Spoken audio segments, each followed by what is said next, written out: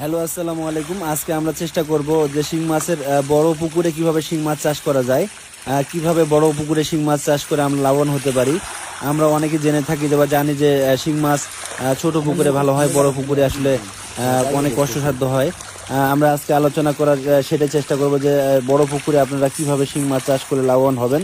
বড় পুকুরে শিং মাছ চাষ করতে গেলে অবশ্যই আপনাকে ঘনত্ব বেশি দেওয়া যাবে না, 1 থেকে 1.5 হাজার দিবেন শতাংশে, কারণ বড় পুকুরের পানি সহজে পরিবর্তন করা যায় না।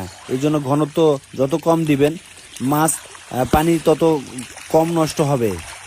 খাবার সবসময় কম খাওয়াবেন এবং চাষের সময়টা দীর্ঘকাল করবেন, তাহলে আপনার বড় পুকুরে আপনি টনকে টন মাছ উৎপাদন করতে পারবেন।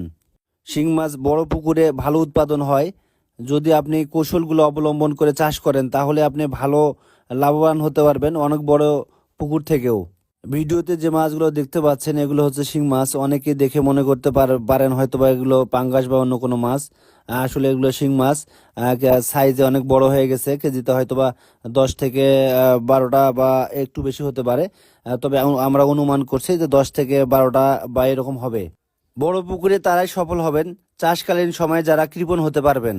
একটা পর্যালোচনায় দেখা গেছে যে শিং মাছ চাষে তারাই সফল হয়েছে যারা কৃপণতা করছে। কারণ এটাই সত্য যে শিং মাছ চাষকে আপনার চাহিদার তুলনায় যদি কম খাওয়াতে পারেন, আপনার মাছ সুস্থ থাকবে এবং সঠিকভাবে যদি পরিচর্যা করেন, তাহলে আপনি শিং মাছ চাষ বড় পুকুরে করতে পারবেন।